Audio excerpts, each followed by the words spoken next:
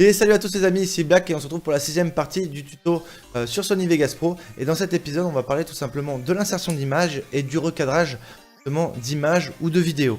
Alors tout simplement, pour insérer une image, on peut aller la chercher exactement comme une vidéo dans l'explorateur, la faire glisser de votre bureau directement. Bon là j'en ai une ici. Et comme vous pouvez le voir, le petit souci, c'est que elle se met que sur la même piste et les superposer, bien évidemment, bah voilà ce que ça donne, c'est pas ce qu'on cherche. Donc comment on fait? Tout simplement, on va cliquer ici et on va insérer une piste vidéo. Alors oui, c'est une vidéo même pour les images. Et on va prendre notre petite image et on va la décaler sur le dessus. Donc maintenant, on va lancer notre vidéo, notre image en plein milieu. C'est un peu problématique si on veut regarder la vidéo. Donc on va comment faire pour tout simplement recadrer tout ça. Vous avez un petit icône ici qui est également aussi pour les vidéos, ça fonctionne exactement pareil, vous allez cliquer tout dessus. Et ça va vous ouvrir une nouvelle fenêtre. Alors pas d'inquiétude, ça fait peur, plein de trucs, et c'est très simple.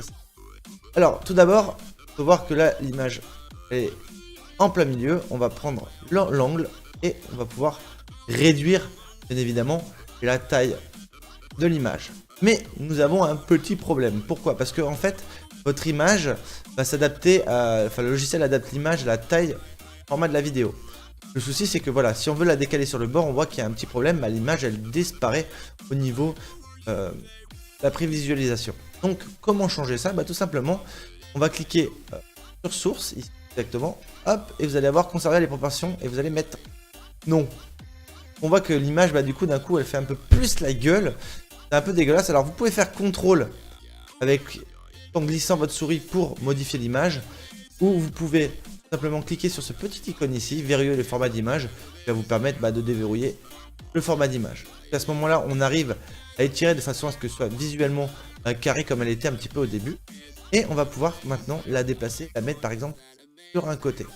Bien sûr, on peut gérer la taille, et je rappelle, ça fonctionne exactement pareil si vous voulez insérer dans une vidéo, une autre vidéo.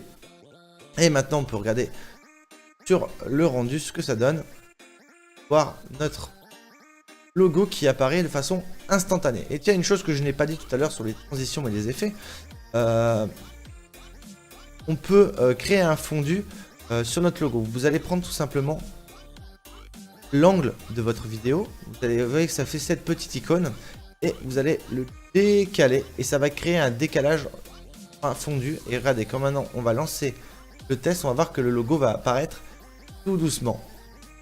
Voilà, il sera moins brut et vous pouvez faire également pareil à la fin. En fait.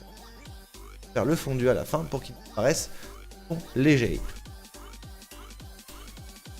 Ce système de fondu marche bien évidemment pour les vidéos et il marche également pour les bandes sons, ce qui est intéressant par exemple quand vous faites une vidéo, que vous y avez une musique ou des transitions etc. Ça évite que la musique arrive de façon brutale. Vous pouvez la faire commencer de façon légère, le son va monter progressivement et vous mettre directement dans l'ambiance. Donc voilà, c'était tout, cette vidéo, comment incruster une autre image ou une autre vidéo dans la bande son principale, c'est aussi simple que ça. Et je vous dis à très bientôt pour la prochaine vidéo. Tchuss!